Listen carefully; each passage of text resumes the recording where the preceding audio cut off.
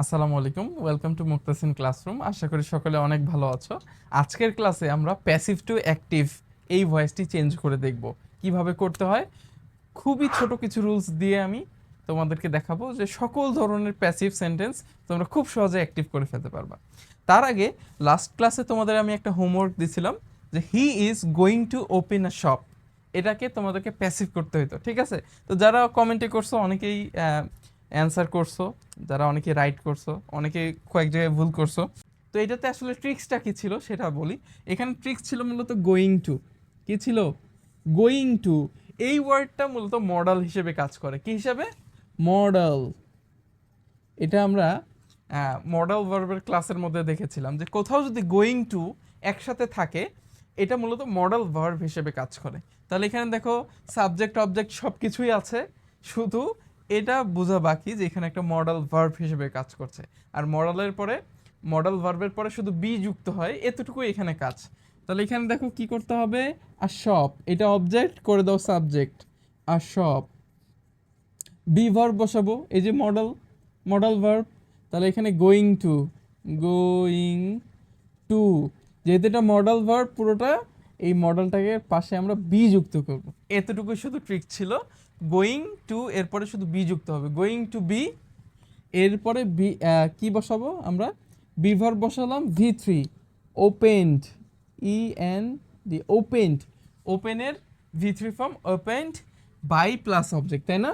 এই by object, এই সাবজেক্টটা অবজেক্ট হয়ে যাবে, হি হয়ে যাবে হিম। খুবই সোজা, খালি ট্রিক্স ছিল এখানে বিটা যুক্ত করা। So a shop going to be open by him. এই হচ্ছে আমাদের হোমওয়ার্কের আনসার। তো চলো এখন আমরা প্যাসিভ টু অ্যাক্টিভ এই ক্লাসটি শেষ করি। এখন আমরা দেখব কিভাবে আমরা প্যাসিভ থেকে অ্যাক্টিভ করব। আমি খুবই সিম্পল কিছু ট্রিক্স দেখাবো, যার মাধ্যমে তোমাদের আগের পড়াশোনা দিয়েই কাজ হয়ে যাবে, নতুন করে আর কিছু খেয়াল রাখতে হবে না। শুধু এই জিনিসগুলো তোমরা খাতায় টুকে রাখো, যে জিনিসগুলো আমি তোমাদেরকে বলতেছি। যে অ্যাক্টিভ থেকে প্যাসিভ তো আমরা করা দেখছি, এখন আমরা প্যাসিভ থেকে অ্যাক্টিভ দেখব, অর্থাৎ প্যাসিভ থাকলে অ্যাক্টিভ আমরা কিভাবে করব। এই জন্য আমাদের যে জিনিসটা লাগবে সেটা হচ্ছে সেন্টেন্সের স্ট্রাকচারগুলো জানা। আমরা টেন্সের কিন্তু স্ট্রাকচারও দেখেছি, তাই না? খেয়াল আছে কিনা তোমাদের? আমরা কিন্তু 12টা টেন্সের 12টা স্ট্রাকচার খুব ভালোভাবে পড়তে বলেছিলাম তোমাদেরকে, ঠিক আছে? তো ওই স্ট্রাকচারগুলো কিন্তু আমাদের কাজে লাগবে। তো যেই ক্লাসগুলো এখনও তোমরা টেন্সের করোনি, এই যে লিঙ্ক থেকে তোমরা ক্লাসগুলো করে আসো, তাহলে তোমাদের জন্য সুবিধা হবে। আমরা তো জানি am is are was war, অর্থাৎ যেই ভার্বগুলো আছে যেগুলো বি ভার্ব বা মডেল ভার্ব, তাদের পরে যখন V3 থাকে তখনই আমরা সেটাকে প্যাসিভ সেন্টেন্স হিসেবে ধরে নেই। যদি কখনো এম ইজ আর, এই এম ইজ আর এর সাথে V3 থাকে তাহলে তো এটা প্যাসিভ হচ্ছেই, তাই না? এম ইজ আর যে কোনো একটা সাথে V3 থাকলে এটা প্যাসিভ। তাহলে এম ইজ আর এর সাথে V3, এই ধরনের প্যাসিভের জন্য আমাদের পুরো সেন্টেন্সটাকে প্রেজেন্ট ইনডিফিনিট টেন্সের মতো সাজাতে হবে। খেয়াল আছে কি না? সাবজেক্ট V1 অবজেক্ট শেষ, সাবজেক্ট V1 অবজেক্ট, এই ফরম্যাটে সাজাইলেই যে কোনো অ্যামিজার এর সাথে V3 যে কোনো সেন্টেন্স থাকলেই তাকে আমরা সাবজেক্ট V1 অবজেক্ট করে দেব, শেষ। এরপরে দেখো ওয়াজ এবং ওয়্যার এদের সাথে যখন V3 থাকবে তাহলে তো এটা প্যাসিভ। এই প্যাসিভকে আমরা পাস্ট ইনডিফিনিট করব। কিসের মতো? কিসের মতো?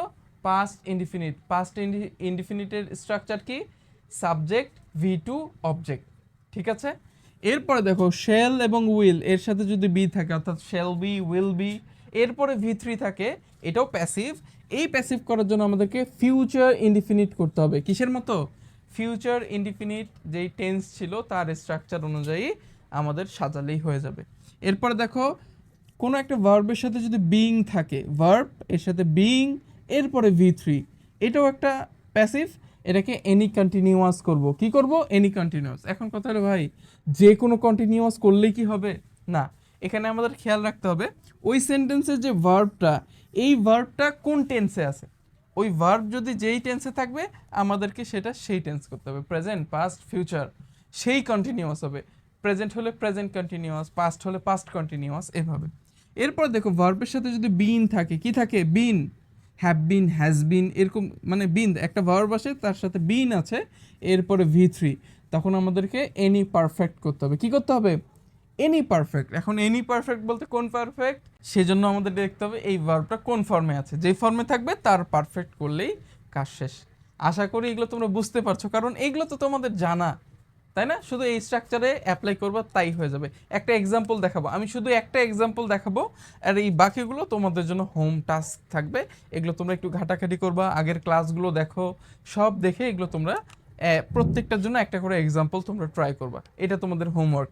আমি তোমাদেরকে একটা এক্সাম্পল দেখা দিচ্ছি। ধরো a pen was given by me, given by me, এটা একটা প্যাসিভ কিনা? হ্যাঁ অবশ্যই প্যাসিভ। কেন? কারণ দেখো ওয়াজের পরে V3 আছে, তাহলে am is are was were ইত্যাদি মডেলের পর যখন V3 থাকবে সেটা আমাদের প্যাসিভ। তাহলে এটাকে এখন অ্যাক্টিভ করব, কিভাবে করব? এই দেখো খুবই সোজা, আমাদেরকে পাস্ট ইনডিফিনিট টেন্সে সাজাইতে হবে। কিভাবে বুঝলাম? ওয়াজ অথবা ওয়ারের সাথে V3 থাকলে এই ধরনের সব প্যাসিভকে আমরা পাস্ট ইনডিফিনিট সাজাবো। তাহলে ওয়াজের সাথে V3 আছে, অর্থাৎ অবশ্যই পাস্ট ইনডিফিনিটে সাজাইতে হবে। এখন বলো তো এই পাস্ট ইনডিফিনিটের স্ট্রাকচারটা তোমাদের খেয়াল আছে কিনা? তোমরা যারা ক্লাস করছো তোমাদের থাকার কথা খেয়াল। এই স্ট্রাকচার হচ্ছে সাবজেক্ট V2 প্লাস অবজেক্ট, শেষ, আর কিছুই না। অর্থাৎ আমাদের এই স্ট্রাকচারে সাজাইলেই এই প্যাসিভটা অ্যাক্টিভ হয়ে যাবে। তাহলে দেখো কিভাবে করব। সাবজেক্ট বসাইতে হবে, কোথা থেকে পাবো? এই অবজেক্টটা সাবজেক্ট তৈরি করতে হবে। তাহলে আছে মি, মি হয়ে যাবে কি আই, মি এর সাবজেক্ট ফর্ম কি আই, এরপরে এরপরে V2, অর্থাৎ এই যে ভার্ব এটা V3-তে আছে, এটা 2 এ আনতে হবে। আচ্ছা গিভেন, গিভ, গ্যাভ, গিভেন, তাই না? তাহলে এখানে হবে গ্যাভ, V2 কি গ্যাভ, GAVE, গ্যাভ। এরপরে অবজেক্ট, অবজেক্ট কি আ পেন, অর্থাৎ এই সাবজেক্টেই হয়ে যাবে অবজেক্ট আ পেন, তাহলে হয়ে যাবে কি আ পেন। তাহলে a pen was given by me, এটাকে অ্যাক্টিভ করার সময় কি আসলো সেন্টেন্সটা? আই গ্যাভ আ পেন, শেষ। এটাই হয়ে গেল কি অ্যাক্টিভ সেন্টেন্স। প্যাসিভ ছিল a pen was given by me, active হয়ে গেল আই গ্যাভ আ পেন। আশা করি প্যাসিভ থেকে অ্যাক্টিভ করার যেই তোমাদের রুলসগুলো শিখালাম এগুলো তোমরা যদি একটু ভালোভাবে মেমোরাইজ করো এবং আগের ক্লাসগুলো টেন্সের ক্লাসগুলো ভালোভাবে শিখো, তোমাদের জন্য এটা একেবারে সহজ হবে।